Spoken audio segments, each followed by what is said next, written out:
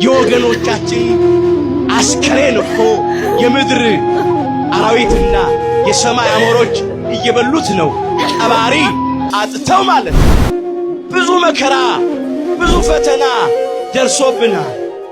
ሰይፍ ነው ወገኖቻችንን በጦርነት እያጣን፣ እልቂት ነው የምንሰማው፣ የሞት ዜና ነው የምንቆጥረው፣ አስከሬን ነው። እስራኤል ለሥጋ በአሕዛብ እጅ አለቁ። እኛ ኢትዮጵያውያን እርስ በርሳችን እየተላለቅንን ያለነው ክፎች፣ ጎጠኞች ከዘሩት የጥላቻ ዘር የተነሳ ይሄ መለያየት፣ ይሄ ጎጠኝነት በትውልዱ ልቡና እርሻ ላይ በቀለ። አሁን ይሄው እየታጨደ ነው ያለው። ኃጢአትን የሚዘራ መከራን ያጭዳል ስላለ መለያየት፣ መበላላት፣ ጎጠኝነት ተዘራ። ይሄው ጦርነት፣ እልቂት፣ ሁከት እየታጨደ ነው ያለው። ያወቀው ፀሐይ የሞቀው የአደባባይ ምስጢር ነው። ጦርነት ነው እዚያ ውስጥ ያለ። ረሃብ ነው፣ በረሃብ እያለቅን ኑሮ የከበደን የተወደደብን። ዛሬ አገራችን ኢትዮጵያ ላይ ርካሹ የሰው ሕይወት ነው። ኑሮማ በየቀኑ ይወደዳል። የዕቃው ነው የሸቀጡ ዋጋ ዕለት ዕለት ይጨምራል።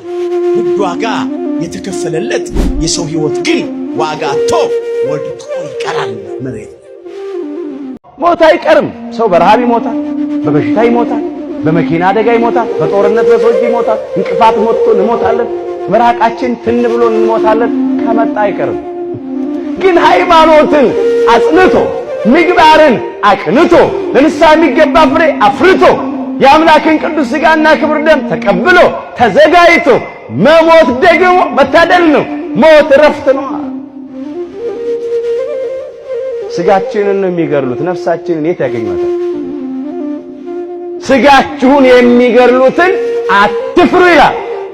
ነፍሳችሁን መግደል አይቻላቸውምና ይላል ቃሉ የማቴዎስ ወንጌል ምዕራፍ 10 ቁጥር 28 ላይ። ስለዚህ ሥጋችንን የሚገድሉትን አትፍሩ፣ ይልቅ አምነን እንሞት። እግዚአብሔር ለሁላችንም ጽናቱን ይስጠን። በሽታ ነው፣ አንዳንድ ወገኖቻችን በሽተኞች ናቸው። ስደት ነው፣ በገዛ ሀገራችን ስደተኞች ነን። መፈናቀል ነው ያለው፣ ስደት ነው፣ መከራ ነው ያለው።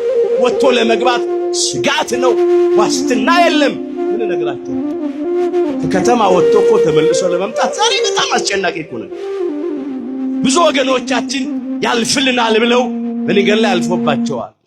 ወይ በድንበር ጠባቂዎች ይገደላሉ፣ ወይም በባህር ውስጥ በጀልባ ተሳፍሮ ሲሄዱ ይሰጥማሉ፣ ወይም በኮንቴይነር ታጭቀው ሲሄዱ ታፍነው አየር አጥሯቸው ይሞታሉ። በቆማቸው ሳይሞቱ አይናቸውን ጎልጉለው እያወጡ ኩላሊታቸውን እያወጡ ይገድሏቸዋል። ከዚያ የተረፉት በየእስር ቤቱ ይማቅቃሉ፣ ወይም በበረሃ ውስጥ ሚላስ የሚቀመስ ነገር አጥተው በረሃብ ደግሞ በጥም ዝለው ይረግፋሉ። ሀገር እያላቸው እንደሌላቸው ኢትዮጵያን የመሰለች ምድራዊ ገነት አየሯ ራሱ ምግብ የሆነ አምላክ እያለን እንደሌለ አባት እያለን እንደሌለ እግዚአብሔርን የመሰለ አባት እያለን አባት እንደሌለ እግዚአብሔር በግባቱ ይበል። የዘመናችን ሁላችን የምንወዳቸው የምናከብራቸው ለሕይወታችን አስፈላጊ የሆኑ የቤተክርስቲያን ዋርካዎቻችን እየተሰበሩ እያለ የሙከራው ዛሬ የመምህር ዘላለሞች ባልተጠበቀ ሁኔታ መምህራችን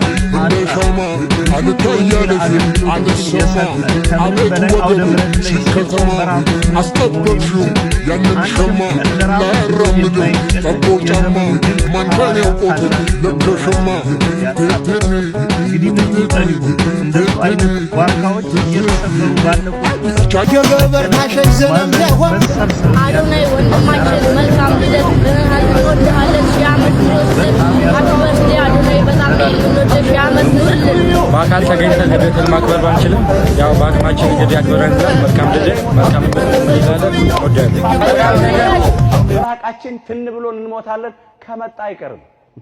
ግን ሃይማኖትን አጽንቶ ምግባርን አቅንቶ ለንስሐ የሚገባ ፍሬ አፍርቶ የአምላክን ቅዱስ ሥጋና ክቡር ደም ተቀብሎ ተዘጋጅቶ መሞት ደግሞ መታደል ነው። ሞት እረፍት ነው። ሥጋችንን ነው የሚገድሉት፣ ነፍሳችንን የት ያገኟታል? ሥጋችሁን የሚገድሉትን አትፍሩ ይላል። ነፍሳችሁን መግደል አይቻላቸውምና ይላል ቃሉ የማቴዎስ ወንጌል ምዕራፍ 10 ቁጥር 28 ላይ። ስለዚህ ሥጋችንን የሚገድሉትን አትፍሩ፣ ይልቅ አምነን እንሞት። እግዚአብሔር ለሁላችንም ጽናቱን ይስጠን።